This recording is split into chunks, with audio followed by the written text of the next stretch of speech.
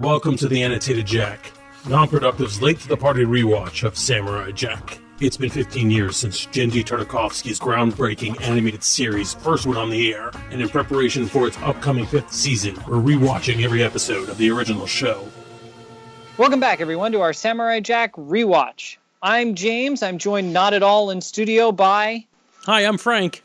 I'm Al. And this week, we will be talking about Episode 4, Jack, the Woolies, and the Chritchellites. Hooray! This is one of the most visually memorable episodes for me. By the way, we apologize, those of you listening. There sounds like there's a truck backing up during this podcast. But, it's only 10, 15 minutes long, so deal with it. Sorry. For whatever reason, the Woolies really captured something to me. So, this is the one this is one of, 2 or 3 I'm really anxious to review. Yeah, I didn't remember much about the episode going in. I remembered the Woolies being a prominent part, but I kind of totally forgot that they were sentient creatures. So I was still blown away when Jack goes over to the Woolie and says, "Oh, you're such a nice guy." And then he starts to walk away and he's like, "Help me." I'm like, holy crap. Oh, cool. I'm glad. I was actually wondering if that had the same impact on you, because one of the things I have in my notes is that I felt like it was a little less subtle than I remembered. I remember originally thinking, wow, what this is... I would have never thought that these helpless creatures were actually these intelligent beings that are enslaved by these real nerdy aliens, right? Super nerdy aliens, aren't they? I kind of really loved their voices. Yeah. I don't know why. Their voice. There's no real justification for their voice. Yeah, one voice for all of them. But extremely nerdy. Anyways, I thought it was more subtle when I as I remembered it, but watching it, it seems like it delivers itself. I think the twist for me came in when the altar speaks and enters Jack's mind, and you're like, well, maybe these creatures aren't that benevolent. Maybe they aren't innocent. Maybe they are really powerful mind monsters. But it's a good episode, and I really enjoy it. What was your favorite takeaway, Al? What did you like the most of this episode? I thought the Elder was just such a treat in this episode. I really liked the design for him. I liked the fact there was something sort of very old and ancient about this large creature. And I don't know, it was definitely a good style for the show to take. And I like that as heavy on this as this show is on that, it differentiated itself from the last 3 episodes very quickly, and I appreciated it. Yeah, I agree with that. How about you, James? I think for me, it was definitely the visual stylings of the Woolies, their civilization. Yeah, it was city. Really, yeah, that city was really pretty. And I'm looking up right now the influences of it because all the power just went out where I am. Oh, cool.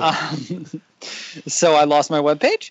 Well, I would like to say one thing while you're maybe regaining that webpage is the entire the concept of the Woolie as this elephantine, intelligent being that's sort of otherworldly in an outer spacey kind of world.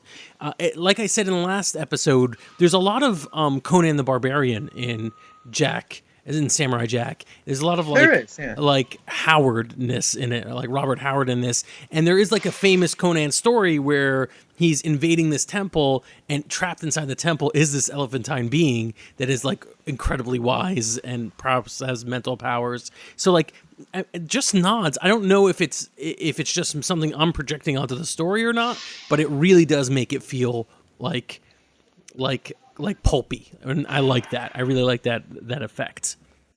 I think one of the things that was really interesting to me was that the Chritchellites, I guess I don't know if I remember them being as brutal from when I watched it the first time. I feel like what they were doing was really horrible. Yeah. But then at the same time, they were kind of this is how humans treat their horses, and I'm almost it's kind of not, but at the same time, it makes a really powerful... I think it's surprisingly... Well, not a subtle... I didn't find it as, a wrong statement... Right. Of, kind of animal cruelty, as compared to, I feel like I kind of glossed over that when I first watched this when I was a kid, Right, yeah. No, I totally agree with that. Yeah, for me, it was definitely the moment when kind of... Not in a bad way, I want to make that very clear, but subtlety kind of left, and it was oh, this is what we're talking about, okay. Oh, the fact that the Woolies are we are not an industrial society, and the Chritchellites are, actually, I wouldn't quite call them an industrial society. If anything, they're like a geeky culture of collectible fans. Like, it's hard to figure out who the Chritchellites are supposed to be in this allegory. I think they're just sort of technology taken to an extreme. I guess so, but like none of the things, they're just bad. They're just cruel. They're leeches off society. They're almost non-characters. They're fun, and they certainly have quirks that make you think of like, what geek do I know that acts this way, including the limited edition collectibles that they have. But it doesn't seem like, I don't think it's a bigger plot other than maybe look twice at people you think aren't people in the terms of the Wool. I think the Woolies are more characters than anything than the Chritchellites were. And I'm going to say the story supports that. So I know the Woolies appear like in future episodes. That's why I think I had forgotten, that I don't remember that at all. The episode's plot. But the Woolies are definitely like a thing we see again. But I don't think the Chritchellites are. Right. Which I have some questions about the Chritchellites, including like what the hell their motivation was. Because it seemed like they came from some advanced society. They have spaceships. They landed. They took over. But like, why would you want to live there? Like, it's almost as if they were camping. Like it was fun for them to just torture and destroy the society. And then they just bailed as soon as they could in their spaceships that were still working. They're like a scavenger society almost, where they don't have any like real home. They just live off of the homes of others. I guess, yeah. Also, it reminded me a lot, just part of the geeky thing, it reminded me of a role-playing game. Yeah, so one of the things that made me feel like, I don't know if this is just a geek thing for me, there was a lot of info dumps coming from the Chritchellites, right? Yeah. Like you were in a role-play game and you came across an NPC that was just like, here's our society and what's going on, or what we're telling you about it. And like, there's no reason for them to have adopted Jack.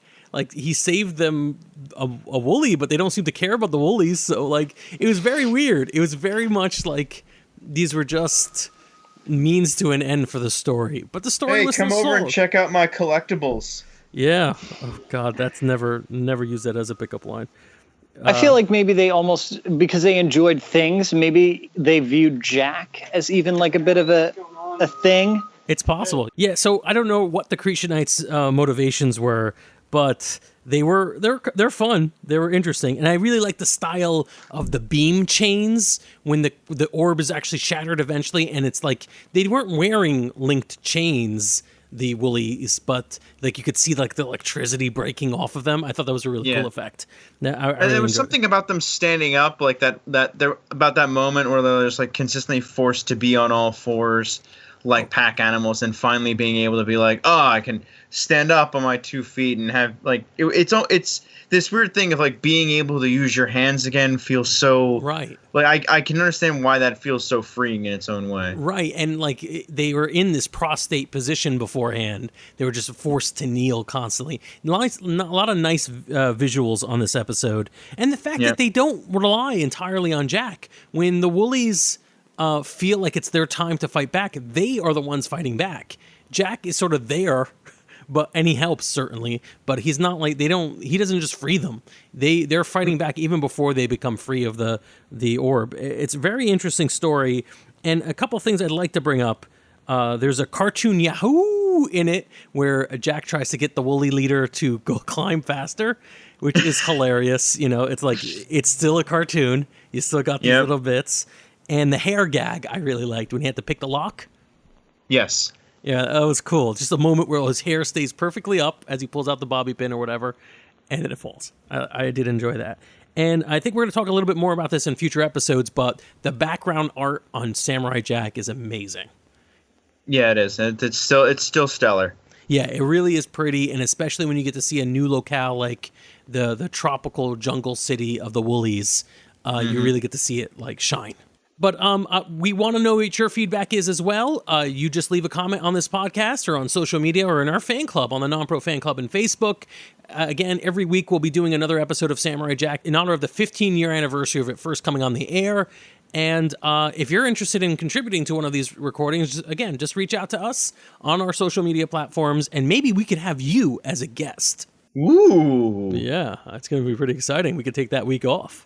All right, guys. Yep. For James, Al, and me, Frank, and everybody else at the Non-Productive Network, we'll catch you next time.